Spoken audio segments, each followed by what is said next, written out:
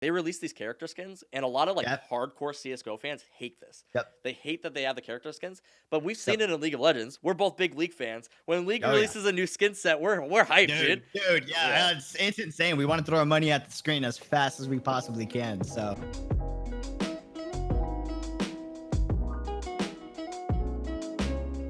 How you been, man? It's been a while. it's been a hot minute, man. It's been pretty good. It's interesting, I guess, with the whole coronavirus stuff. Yeah, it's going been a on. while. So, We're in the same boat, so I'm glad that yeah. you like reached out to me because I was just like, dude, I lost my job, and Yep, same. I'm assuming it's a like, so you're not living at home either. So I'm living at home, so I have that benefit where it's like I'm more worried about my other friends who I work with who are Right. like they're having to literally move towns because of this, like they can't pay for their rent and stuff. But Yeah. like Yeah, it's an interesting situation where I'm not at home right now either. So we're in a part. They literally told us to not pay rent for the month of March or April, yeah. and that they are going to see if they can figure something out. But we could. That's cool. They Yeah. literally told you not to pay rent. Yeah, they literally said don't pay rent, but Okay. not saying that we don't owe rent, but they're trying to figure out something. So we'll see what they do. We'll see what they do. Yeah. So if you guys don't know this this man's on the screen, his name is Unreal _ Dreamer. He has two of them. He reminded me of that Yeah. the first time that we pulled him on the podcast. Yep. I consider you to be one of the most hyped men alive. I don't know if you can take that credit. I don't know if you proudly Yeah. take that. I can't take that, but I appreciate it, man. It's appreciated. I think that you're going to provide a really good perspective of somebody who would you consider yourself like an expert on Valorant, or A hyped fanboy is the best thing I can give myself for Valorant. And that's what I definitely wanted. not an expert. I put you so- down. You are the casual gamer viewing Valorant. You've seen a couple of the trailers and stuff. You're excited for it, but like Yep. I'm excited to hear your perspective as somebody who's seen the game. Like what your thoughts are for it. Yeah. Like going forward, what you're excited for, what you might be worried about within the game. Right. And then just as because that's where most people are. Most people aren't like Yeah. me. That's what I was talking about. I'm not the target audience for a lot of these things they're releasing because I already know everything about the game. Like I don't Right. know, I don't have like insider information, but I've studied the trailer enough to be like, yeah, Hey, I knew that. When stuff Dude, comes you're out. dropping videos every single day, Yeah. consistent content. Yeah. I've learned more about the game through you than I have through Valorant themselves. So, you know what? I think you have the right to say that, my dude. Oh, that makes I appreciate it, man. But Mhm. so you've seen some of the trailers. I know you're really excited for Phoenix coming into the Oh, game. Dude, I'm so hyped to play him. I'm like two tricking most likely Jet and Phoenix, but Phoenix is going to be like 90% of the gameplay most likely. Dude, Phoenix is looking so cool. I'm kind of worried though because like a lot of people are really hyped for him, right? There's only Yeah, been 2 character true. reveals. So like, Yeah. what did you think of Viper? I liked Viper. It's not my play style. I think it's interesting. What is it even an ultimate? Her ability that makes like the huge ocean of poison. Yeah. It doesn't kill it doesn't kill characters, but it brings you down to 1 HP. But considering it's a gun game where like 2 or 3 shots in the head is like considered a kill, Yeah. I wonder how strong that is compared to like a lot of other characters' ultimates. The lack of vision is gonna be pretty cool too. So we'll see.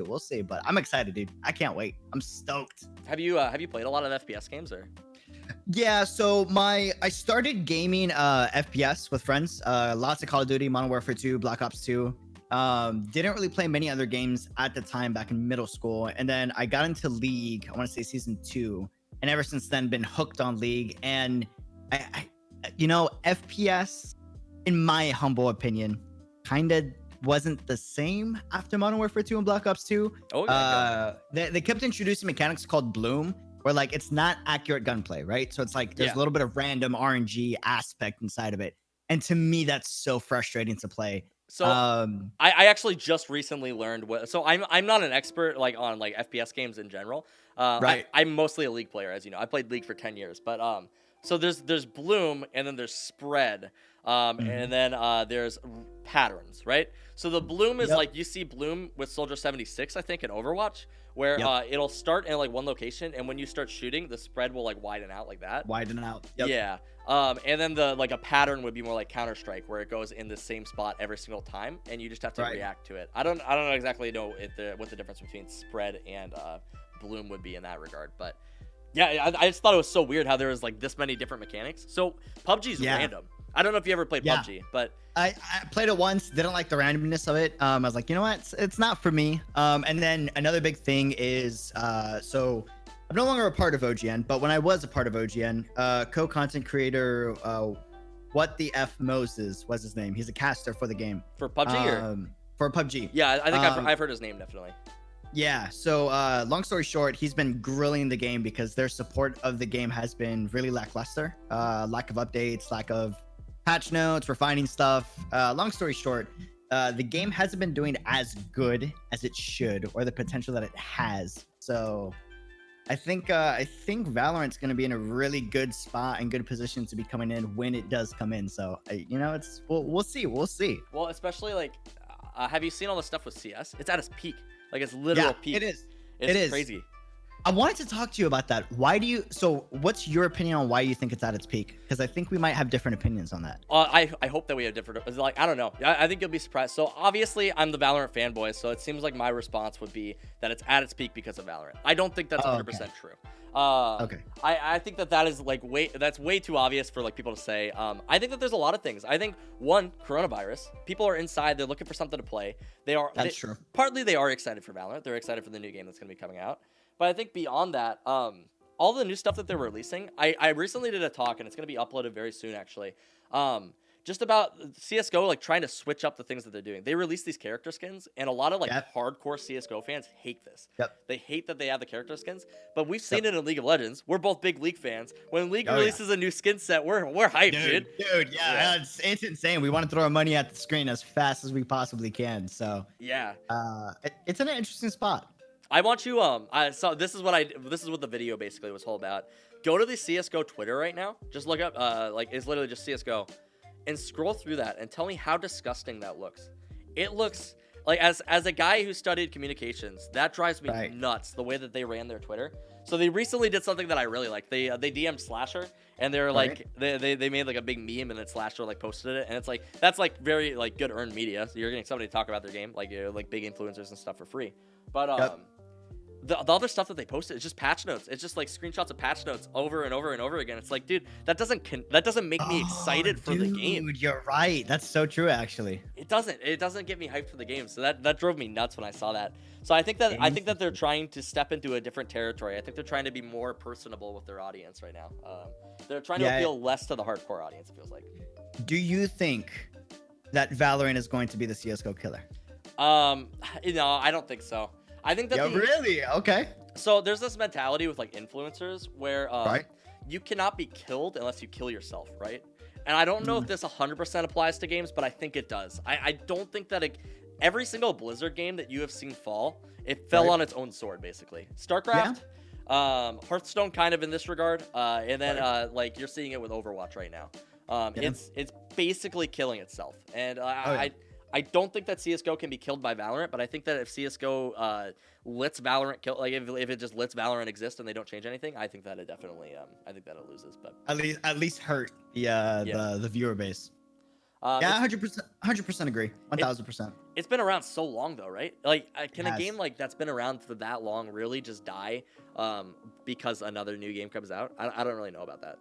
Yeah, I could see that. I think my theory that I have right now for Valorant is Valorant's gonna come out. We're gonna have everybody jump on it, but after like the hype train kind of goes away, I'm thinking like the hardcore like gunplay people are gonna stay on CS:GO, and we're gonna have more of like either League pros trying to get into Valorant, or we're gonna have like top quality streamers stay on Valorant. But for the most part, I'm thinking like Shroud's not gonna be big into Valorant compared to CS:GO after the game comes out. You think so? I really do. After manning a game like CS:GO for so long too, it feels like Shroud, and he just signed a Mixer, right?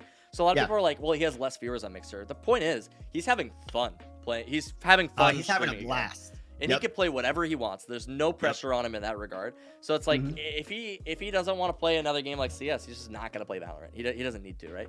What are your thoughts on Black Zone coming out right now, right before Valorant's gonna be out? Because everybody is loving Warzone right now. Warzones. I love how you combine the two names, because I played Blackout as well, like back, and I've been calling it Blackout.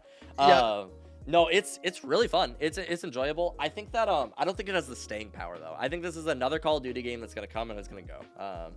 But I've been playing it a bit. Have you been playing it at all? We gotta squad up, dude. So I've played like 10 minutes and I was like, man, you know what would be awesome is if they did solos. If they did solos, I would be hooked on this game. And literally the next day they go, solos is live. I'm like, God, man, they got me.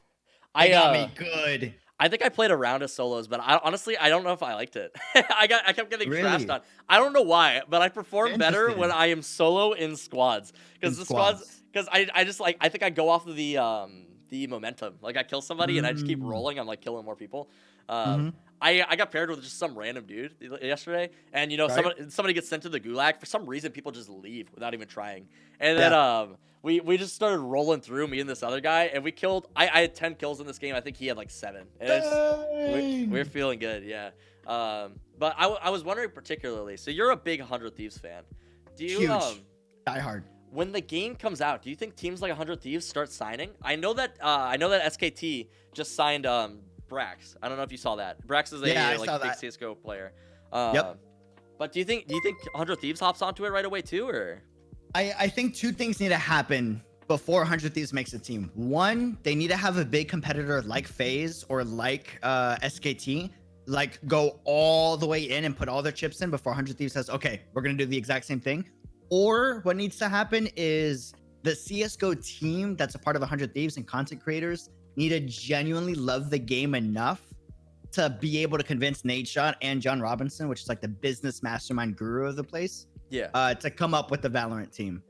They've shown that they're not willing to take too many risks when it comes to like business teams. They recently pulled out of the whole Call of Duty League because they ran the numbers and they're like, this financially just doesn't make any sense for the organization right now. Not worth it. So, they're a really smart team too. Like they're really smart. I commented. I don't even know. Does 100 Thieves do they win tournaments? Like so they're yes and no. It depends what game we're talking about. If we're talking League, no, it's been bad.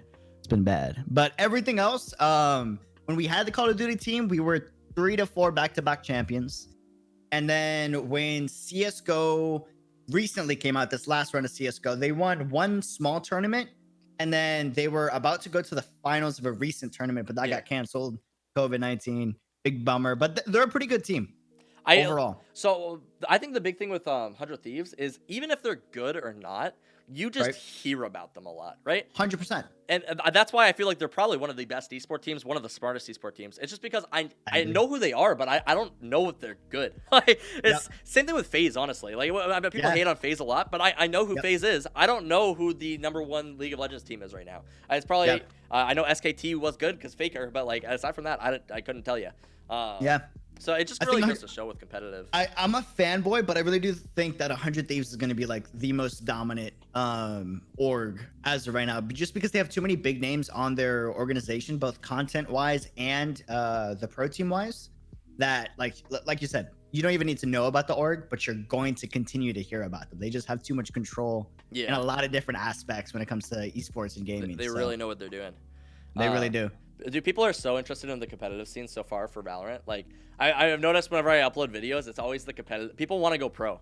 Like, because I think what the thing is everybody interested in this game this early, like, has aspirations to be the #1 player. I agree. I think that's super cool though, and like you and I, we want to create content full time. So like, I don't know, I've never judged anybody for that. I love the aspirations. Right. So are you going to be going pro, or are we going to be sticking to content creation Valorant? So I was just talking about this earlier. I tweeted out like a few weeks ago that I was signed to a professional team, and that was literally just to try and trigger some people. I'm not actually signed to a pro team. I wanted to see if I could get a couple of people like get their jimmies a little rustled, you know. But no, I'm 100% going for content creation here. I'm not trying to be a pro player. Yeah, man. But I do think that there is a niche to be tackled with people being one tricks for characters in the game. So you said that you wanted to play Phoenix. 100%. I was looking at Omen. I was like, if I could become like, I'm not gonna be the #1 player, but if I become like a half decent Omen player, imagine just being known as like, that guy plays Omen, and he's like, he's decent, you know? He's pretty good. Like when he's on Omen, he destroys. He's amazing. Yeah, I think that that's something that people could tackle with like content creation. If they're looking to stream or play the game, I think that might be the way to go. Because it's so hard to tackle anything else. Like become the best player. That's a scary feat to accomplish, I feel like. 100%. I'm curious to see how the viewing experience is gonna feel like watching Val. I feel like it's good, right? Yeah. So like we've played League of Legends, ton of abilities fly out. We've seen Overwatch. Overwatch is a bit like confusing, at least for me to watch, because like there's too many abilities going on. I think it's gonna be great. Did you hear Shroud's take on how well the competitive scene is gonna do in the future? I did hear his take. I didn't agree with it. Okay. So, and maybe I have a bias, clearly. Right. But it seemed like most of his take was people aren't going to understand what is going on in the game. And which is a valid it's a valid way valid form of reasoning, right? You watch this and you think, okay, he's right. What are these ultimates? How do I get them and stuff? But the problem is, take a game like League of Legends, the most watched game in the world, 150 characters in the game. Do you think that most of the people spectating this like are really concerned about what is going on, or they don't know what's going on in the game? You can watch the game, you can kind of piece together what's going on. The announcers, that's the comment. If you can get a good commentator to really explain to a person what's going on, I feel like that's what sells the game there. 100%. Like shoutcasting and stuff like that. So I don't 100% agree with Shroud's take. I feel like he watched it. He played. He's kind of a CS guy. You know, he comes from CS. He is hardcore shooter. Always has been. So the abilities are a little weird to him. I don't know if you feel the exact same way, but I'm on the same page as you. I think that as long as there's a good caster, like you said, and there's enough hype around the game from the content creation wise, I think I'm a little biased because of Nade Shot and 100 Thieves and the way they tackle that content. But I think that as long as content creators can stay excited about the game after the hype leaves, the game is going to be successful competitive wise. Because I love Fortnite, or take the back. I'm not the biggest fan of Fortnite, but I respect, but I respect the amount of viewership they get, and I respect like the huge competitions and tournaments they used to do. But their viewership has been on the decline ever since content creators have said, "I'm bored with Fortnite." Yeah. So I think that like you got to have content creators that are huge, that stick with the game in order for the game to continue doing good. I think influencer marketing is like at an all-time high. It really is right now in the industry. And it is, I think part of it is because how personable influencers have become. Where like you can watch somebody. So Harris Heller, for example, I think that he's a really good example. And I think you and I discussed this once. It might have been me and Brendan actually, but when you watch his videos, it feels like he's like your friend. Like it's so interesting. And to be able to hear your friend say, "Hey, I really like this game," or "I really like this product," it makes it so easy for me to hop onto it. When I start playing a game 100%. Like Warzones, and I tell Jordan, like, "Hey, we got to play Warzones," he'll be like, "Yeah, sure, let's do it," because I'm his friend, you know? So I think being able to connect with somebody like that is like really big. I definitely agree on the influencer marketing thing. Agreed. So, do you have any creators that you got your eye on then, who might be coming over to the game? So almost every big 100 Thieves creator is going to be jumping on it, which is really exciting. Specifically Courage and Nade Shot. So Nade Shot is in this weird position right now, and he's talked about it, where he wants to stream more and he wants to get a little bit back into content creation, but he's still a CEO, and you got CEO responsibilities you got to do, right? But he is a household name, and like this is something you can't argue, and I'll argue this tooth and nail with everyone. He's a household name when it comes to the shooter industry.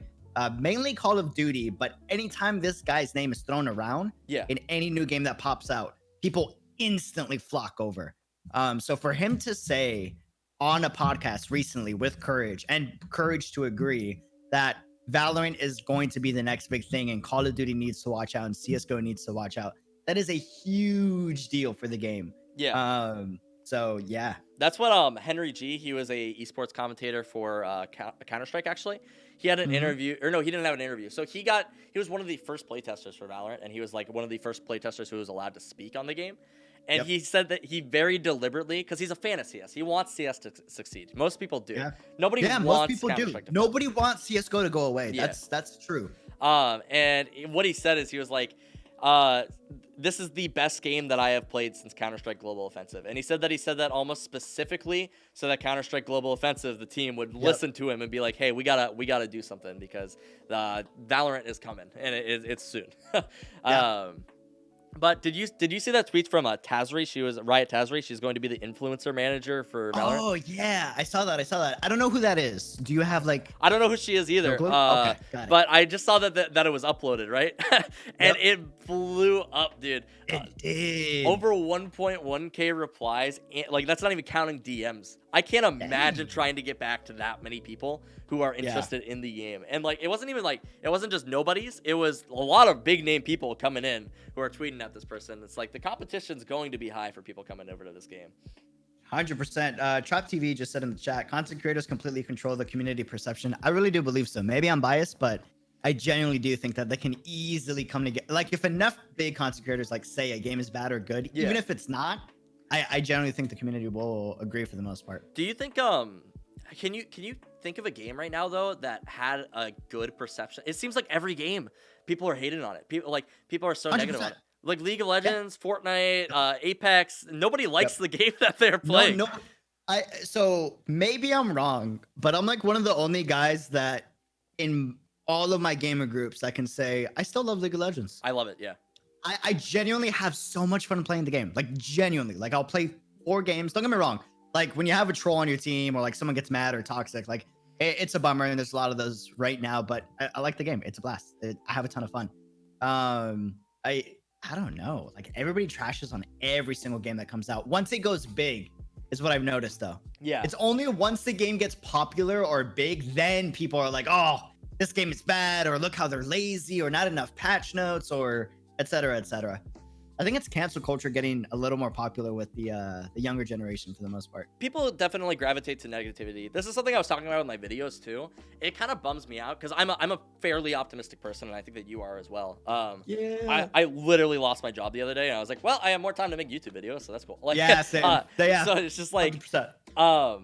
But it bumps me out that as a content creator, I have been opting more towards putting negative things in my titles because I know that people are more likely to click on them.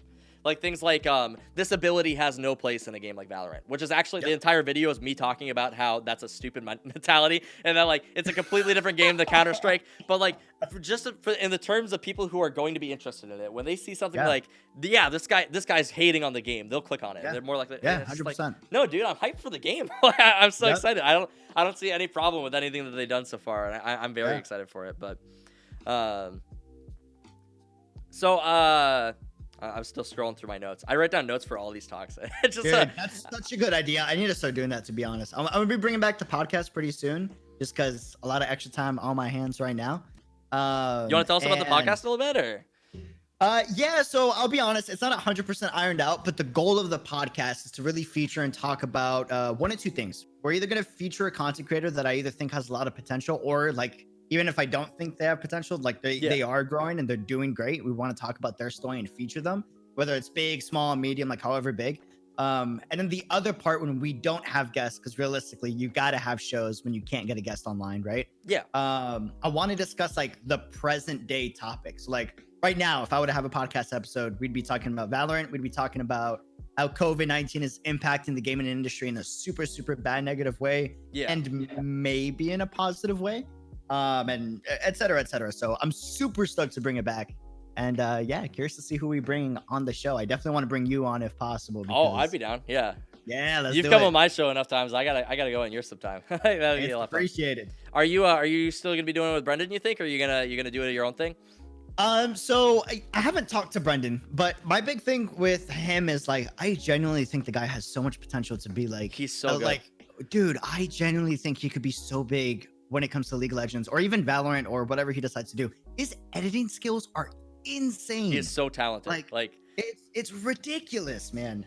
So part of me really doesn't want to like ask him to partake too much content. That way he can focus on his channel. Yeah. Because I genuinely think he can blow up. I really do. And maybe I'm wrong, but he really has what it takes. I wish I was more involved in like that type of League of Legends content, so like we could like bounce ideas off of each other. So we get Chick-fil-A every now and then, and we kind of like we talk about content, but it's normally like, hey, I'm doing like podcast stuff, and he's doing like League of Legends like edits and stuff like that. Yep. And like I look at the stuff that he does, and I'm like, I wish I had the skills. Dude, it's wild. For me to call myself an editor is just not true. Like I don't know. That's why I get like really like I could edit for like the top streamers who do the little like cuts and stuff like that, but I couldn't do real editing. Yeah, the whole cinematic, like different angles. I tried doing it because I was like, how hard is it? Like, how hard can it be? Yeah. It took me like 2 hours to get like a recall shot. I was like, dude, this is ridiculous, man. That's how you build the skills, and you start doing it faster and stuff. So like I don't know. Over time, I agree. It's a little interesting. Are you planning on going to TwitchCon this year? 100%.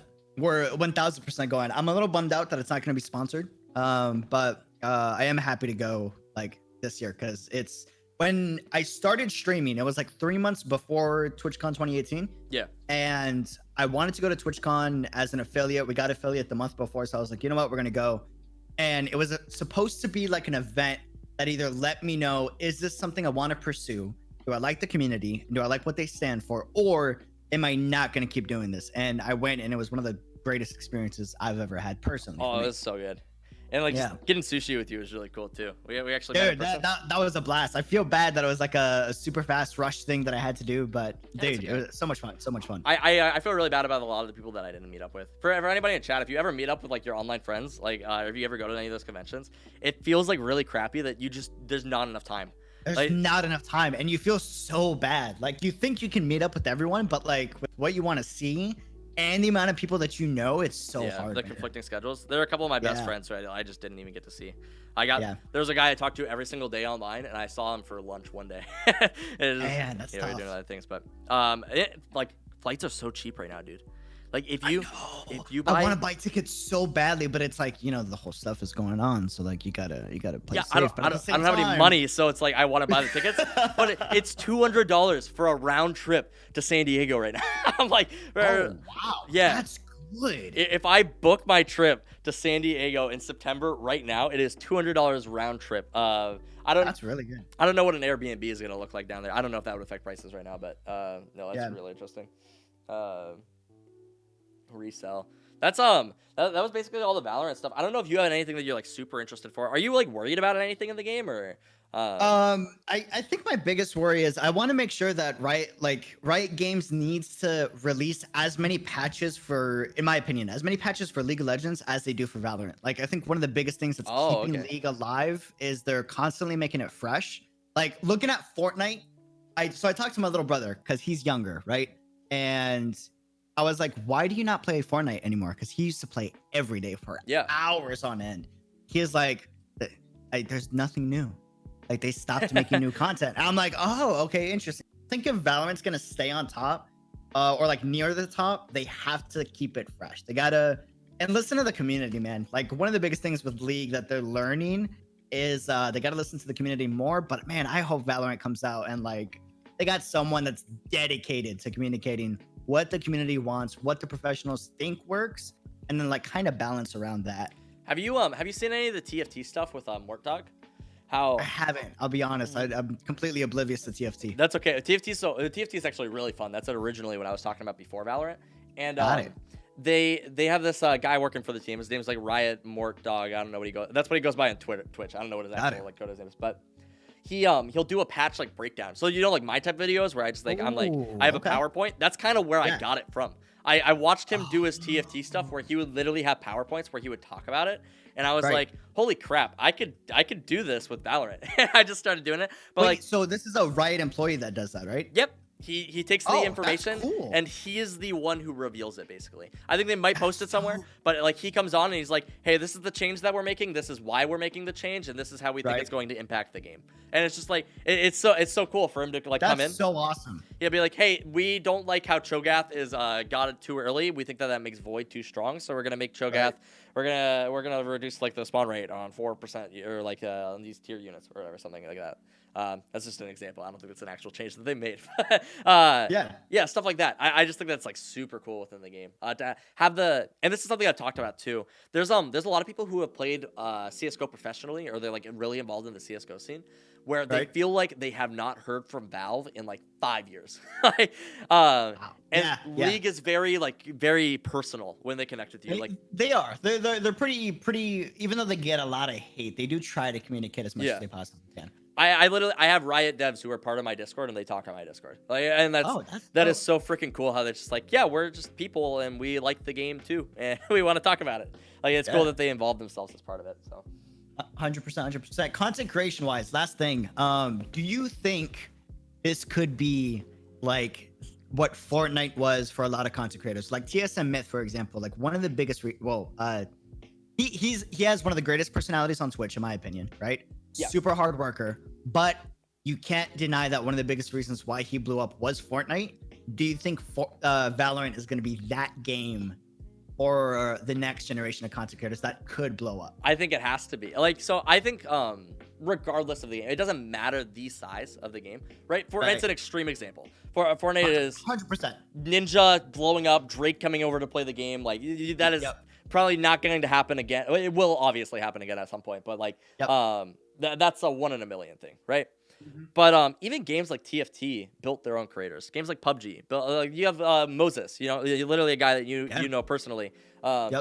He blew up over a game like PUBG. I think he might have been big before that, but like just for the purpose of this, TFT. There's a lot of creators who I know that kind of grew on that. Bunny Muffins, I think, is one dude who did that. It's just yeah, it's every game. Hearthstone, Magic, every game has their own creators. Valorant is just going to be an extreme example of a game it's going to succeed. It's going to be one of the biggest FPS games for at least a couple months.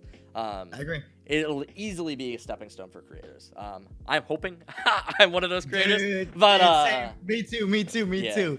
That's all. Yeah, I'm gonna be tripling down on the Valorant content. Like, you know, it's interesting. I want to be the guy that releases information ahead of time before the game drops, but at the same time, one, you got that on lockdown. Congratulations. Keep doing that. Pretty please. Working on it. It's helping me a lot. So thank you. Two, though, I'm like the hype guy. I'm the guy that reacts to stuff and like I'm more of a in the moment type of dude. Yeah. So I don't think I could be as exciting, like looking at this information and then reporting it unless I actually get my hands on the game. Like if I were to beta test it and then not be able to play it for like 2 months, then I would be releasing content every day. Like, yo, okay, I played it. It's amazing. I love it. I understand how it works. These are the patch notes that they're going to change. I haven't tried the changes, but I have played the pre-beta. This is going to be exciting. This is why you guys got to be hyped about it, you know? Yeah. So I think I could easily see you going along like the same route that I'm trying to go, though, where like you have your own show, you have your own podcast, you're a very personable guy. People can talk to you. You're easy to connect with. So thank you, man. I would do the same thing that I'm doing. I would just be talking to people, getting excited for the game, talking about what you're excited about when the game comes out, playing it, and like really providing that value in the community aspect. I think, and then you could still do React content alongside of that. I want to start doing a little bit more React stuff, honestly. Like React has been looked down on for so long, but I think that it's an actual type of content. It is. It's an actual type of content, but I feel bad doing it because I do know it's the least amount of work when it comes to content. Like you still got to put in a little bit of work, right? I try to add like some type of analytical at the end of my reaction videos so that they're not just react, turn off, done, right? Yeah. But it's people love it, man. They really do. Like the numbers speak for themselves. They are my best videos on the channel. So I think it's because your hardcore fans like really want to hear what you think about something, and it's like it's a way for them to experience it like in real time, right? Generally, when I think that it takes a good skill though to actually be able to do it effectively, right? And maybe like just because like I've done a couple of these and like every time I do it, I'm like I need to pause every 5 seconds to give my take on something because otherwise I'm just watching a video and I feel guilty in that same regard. But I don't know if people should feel as guilty all the time. I think that as long as you're still providing value and you're still bringing something new to the table, I think that it's okay. That's my thought on it. Yeah, I'm excited for the content creation scene for Valorant. I want to be a big part of it. I don't know how to pivot. Okay, do you think that League players should be able to, like, how do you think they should pivot from League of Legends MOBA to a shooter game, which before Valorant, a lot of the League community did not enjoy watching on Twitch or on YouTube. They typically stuck with Dota, MOBA, TFT, those type of games, right? How do you think a creator should pivot from one to the other? This is actually really funny because I think that you were hitting bullet points that I just forgot to cover. I actually wrote that down earlier. I wrote down, do you think that most League people are going to be switching to a game like... I don't think that the demographic for Valorant is League players necessarily, which is interesting. Okay. I think that they're targeting more of like the Overwatch CSGO players, right? Because most League players don't really play FPS games. Like I have a couple friends who like kind of come over, but like I don't think it's a majority of people. I think a majority of CS fans might be interested in a game like Valorant, you know? Yeah. I think some of them are going to come over. I think that League creators, they're lucky that it's a game created by Riot, so people are going to be excited for it. Riot's going to leverage that within their own clients probably, but I don't really know. I don't know if it 100% works, right? Because people who watch league content watch league content. I don't know if Yeah, they exactly come over. from my personal experience, like they typically don't like, and there's exceptions, right? But they don't like CS:GO or Call of Duty, or like for me, I love Call of Duty Warzone, but I also know that my community is kind of built off of the foundation of League, so it's interesting. React depends on how you do it. It's looked down upon on Twitch because most streamers stare at the video and chuckle. Truth is, people just want to rewatch a cool video song they like. I mean, I agree. I agree. I like the start playing CS:GO now. I think that's part of it. I don't know if CS:GO is the best switch though.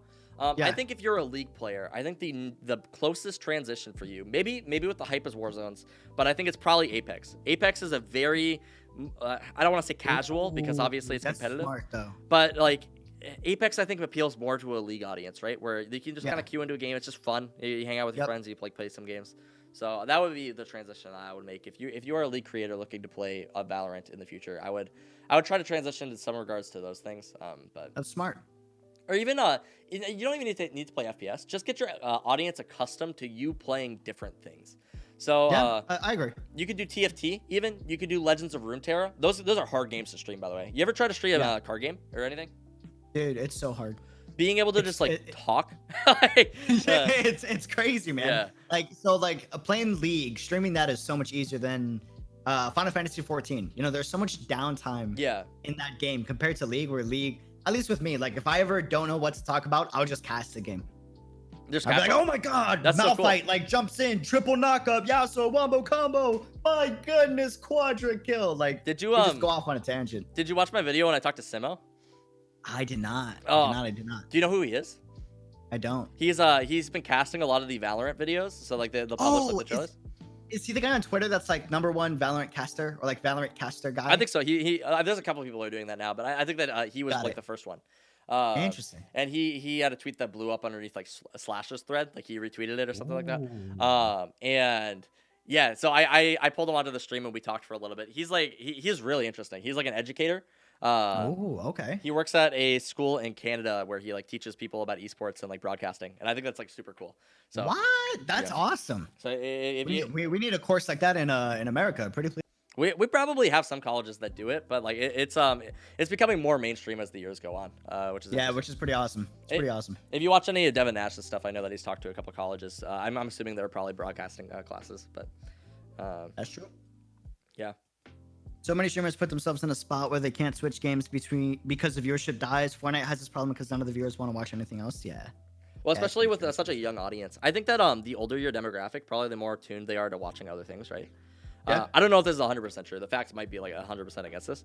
But when I'm a kid and I'm watching Fortnite, I just want to watch Fortnite, right? And then if they start playing something else, I'm like, I don't know what this is. I don't care. Whereas like as you get older, I think you're a little bit more curious about some things. Like maybe in like your mid-20s, like 20s to 30s, somebody starts playing something else. You're like, yeah, I'll watch this person. You know, maybe you're more connected with the personality because you can relate with them. Kids can't. The kids can't relate to TSM Myth. They might like his personality. They might think that he's funny, but they cannot relate to anything that this man. He's running a business, right? He's not a kid. He might be able to appeal to them, but I don't think that they can actually relate to him. When I watch somebody like Harris Heller talking about like his experience with content creation, I can directly relate to that. You know. Like 100%. I can't relate to the success that he's had, but I can relate to the staying up late editing videos and stuff like that. You know. Agreed. Yeah. Agreed. Streamer life right there. YouTuber life. So I don't know. I think that people who are older maybe connect with people a little bit more, I guess. But that might be naive. I don't know. Sometimes I've been growing this skill recently where I can just say things and I let myself be wrong. You know. I don't know if you can do that. Do you feel the same way? You mean like you'll say something you know it's wrong and you'll say it anyways? I used to be so insecure about saying things that could be wrong, you know? So I'm. Oh, okay. I see what you mean. So now I've gotten a lot better at just being like, hey, this is the thing that I said. And then if somebody comes back to me and they're like, actually, statistically, you are 100% incorrect. And that was like the dumbest take you've ever had. I'd be like, yep, you know, sometimes I do that. So that's me. So if you ever like dig through like some of my videos, there's some videos that do really good. And then there's other videos where the people that like it love it, and the people that don't like it hate it. Yeah. Right. And that part of it is because I just share what's off the top of the dome, and sometimes that's completely incorrect. Oh yeah. I'm cool with it, but I know it can get some people mad. So I got in an argument with one of my viewers because I was talking about, this was before we even got more information on like the maps, but I saw the map and I was like, hey, like this is interesting. I saw it on one of the computer screens in the very first teaser, and I drew it out. And I was like, I think that we've seen all 3 bomb sites. And I was like, this clip is like here, but it was just the same clip from a different perspective. But they were trying to, to tell me that. They're like, hey, that's the same site. And I was like, I don't think so. I think it's a completely different site. And they're just like, no, it's the same one. And I was like, nope, you're wrong. It was the same one. It was the same one. And it's just like, oh, you're right. Sorry. You know, I apologize for it. I move on. I think it's a cool thing to do. I think if you can admit that you're wrong, right, in a weird way, it kind of gives the viewer more power, you know? Oh, yeah. And like, yeah, it means like you actually care about the feedback. So I think it's pretty cool. You're just going to get some dislikes or some hate. I'm cool with it, to be honest. Dude, one of my videos got disliked to all hell, and I was just like, I don't really care. Dude, like, yeah, me too. I have a good like 3 to 4 videos where I'm like, dude, I got like a 50% like dislike ratio. Oh my goodness. Well, and like I think that you have the same sort of mentality as me. It's like you look at the dislikes and you think, I wonder why this would be, but you don't really look at it and be like, dude, like, oh holy crap, like people don't like me. Yeah, it's not a personal thing. Agreed, 100%. It's just what caused a person to hit the dislike button on this video? I wonder. Yeah, I don't let it get me down, but yeah, that's all I got on Valorant. I don't really know if you had anything else you wanted to talk about, but I think that covers everything I wanted to talk about Valorant. I'm pretty sure. I'm excited for it. I'm so excited for all of the Twitch content we're gonna get, YouTube content, and every big content creator that I follow is gonna be jumping on it. Yeah. So we'll see how the game comes out. I really think it's gonna be the next big. I think it could be as big as Fortnite. I really do. I'm thinking closed beta by the end of March, but I'm not 100% sure. That's my guess. You know, I don't know if you've seen this podcast. Definitely recommend checking it out. Myth and Pokey Offline TV went on Offline TV, and they talked about a secret like beta supposedly at the end of March that they got invited to. So Scara said that with so much confidence when he was on there. I know. They're like, when do you think is the beta? And Scara's like, end of March. And they were just like, what? Like, actually, it's just like, that's my guess. And it's like, Scara, did you just leak? Like, he's like, just leak? Yeah. He was like, my friends are gonna be so upset with me. No. We'll see. Scara said late March, yeah. So. Yeah, Scara said late March. When the game comes out, if it's closed beta and we're able to get in, dude, or if it's open beta, we gotta play that. I'm excited. I'm gonna be pretty casual, so I think we'll be a good fit. Like, we can hop in, we can get some games in. Heck yeah, I'm down. Always. Okay. Where can people find you if they're looking for you? Twitch.tv/Unreal Dreamer or you cut out. Unfortunately, I didn't mute you there. Otherwise, no, you're good. Twitch.tv/Unreal_Dreamer or YouTube, just Unreal Dreamer. Nice and simple. Feel free to check me out, and if you want to hang out and talk, let's chat. Let's have a good time. Can you imagine if I like didn't say anything there and then it just like, hey, where can we find you? Twitch.tv/muted. /muted. It'd be a mystery. I would look like such an asshole. Honestly.